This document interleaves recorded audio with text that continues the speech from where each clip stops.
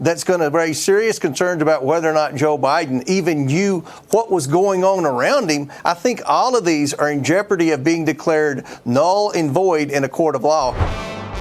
Just about every story today serves as only a distraction against the thing that everybody should be paying attention to, and that's the fact that Donald Trump has been credibly accused of abusing children. He certainly, and this isn't even an accusation, we know he was best of friends for a decade and a half with Jeffrey Epstein. We know that. There are dozens and dozens and dozens of photographs of them together.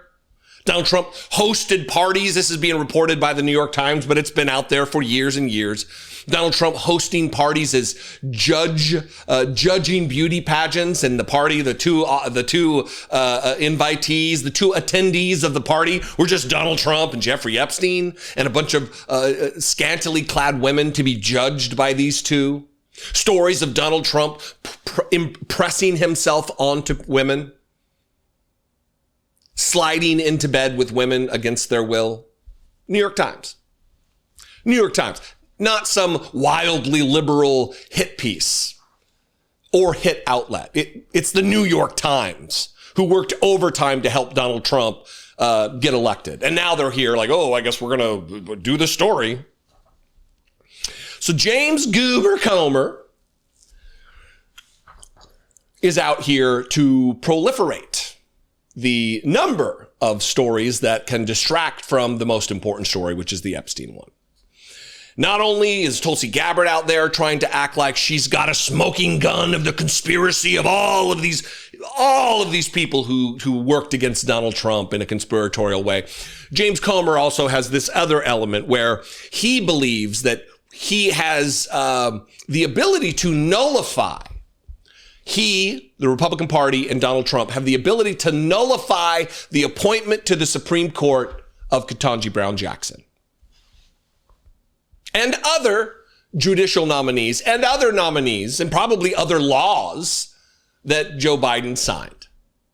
The man who brought you all of the Hunter Biden crime family investigation that went nowhere. Everyone said it would go nowhere, and it did go nowhere.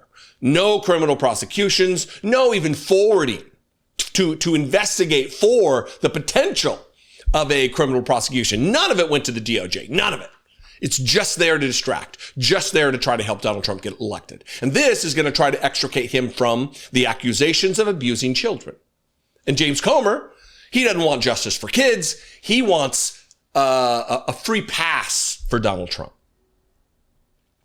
He was on Fox News over the weekend, and I want you to listen to what he says here, because his words are important and his disrespect and disregard for democratic rule is what's most important. So while they work overtime to bend the knee and kiss the ass of Donald Trump to try to get him out of trouble, they betray the country. They betray our democratic republic. They betray you, one of we the people.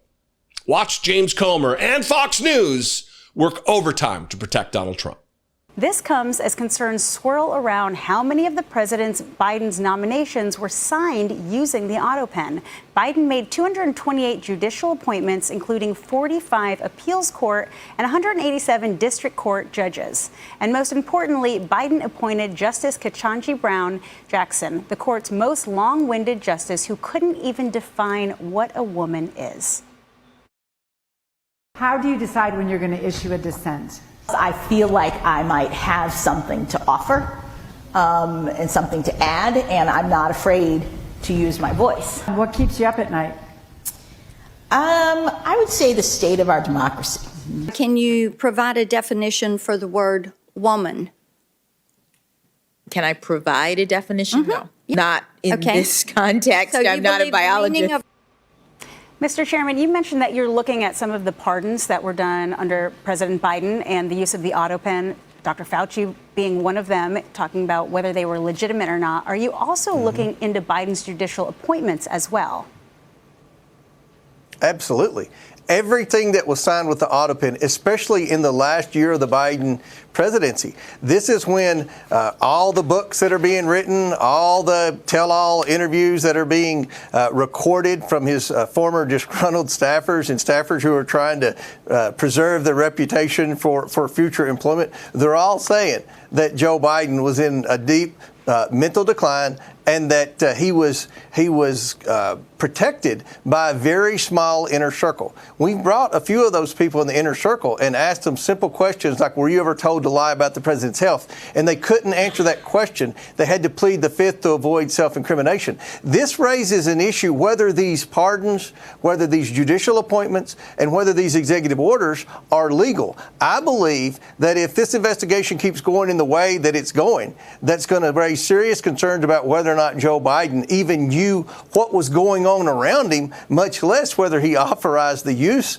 of his signature on all of this stuff. I think all of these are in jeopardy of being declared null and void in a court of law. And that's a big deal for the Trump administration because so much of what Trump is up against in court now with these liberal, biased, Biden-appointed judges is the fact that they're using and citing some of these executive orders as reason to throw out President Trump's agenda and President Trump's executive orders. So they tried to Trump-proof the administration on the way out the door. And the problem they've got now is the American people realize that Joe Biden wasn't the one calling the shots, and he may very well have not even been mentally fit to make decisions to authorize the use of his Autopen, if he even authorized it. So this is going to play out in a court of law. I think our investigation is going to be a substantial part of evidence in it, and that's why we're doing the investigation. Remember when Donald Trump lost in 2020? And they acted like Mike Lindell and Rudy Giuliani and Sidney Powell and all of these idiots. They were out there acting as though there was some mechanism, there was some path forward to remove Joe Biden from office, the guy who actually won the election, and reinsert Donald Trump extra constitutionally, extra democratically, outside of the bounds of the workings of any of the rules we have.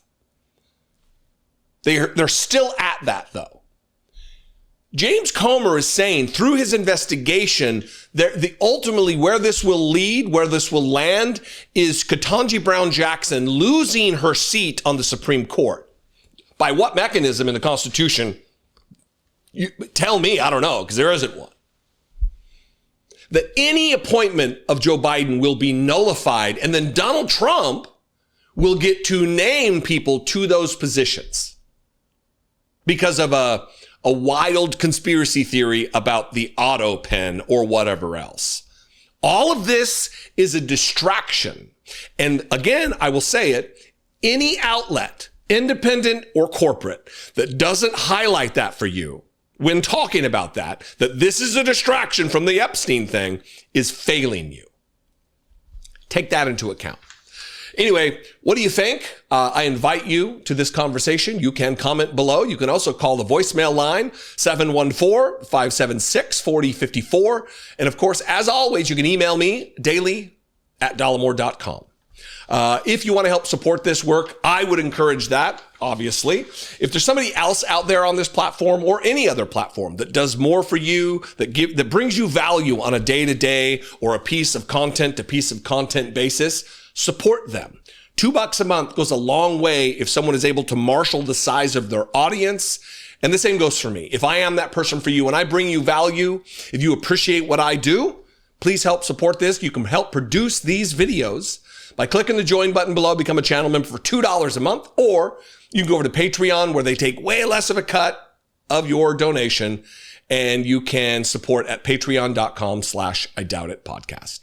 I love and appreciate you very much. Maybe I'll see you on social media if you're already there. I'm at Dollemore. I'll see you next time. Be genuine.